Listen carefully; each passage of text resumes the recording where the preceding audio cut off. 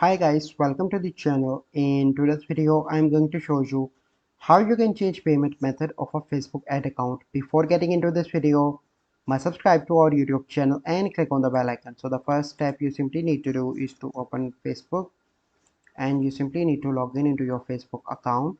Once you've done that, you simply need to select your page and go into the Meta Business Suite. So once you're in Meta Business Suite, you simply need to click on all tools.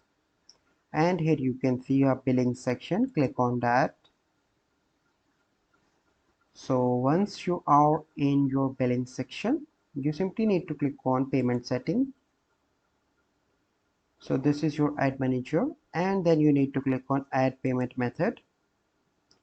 So a new window will pop up. You can select if you have an add credit to claim, you click on that, but if you want to add your debit or credit card, you simply need to select this and click on next.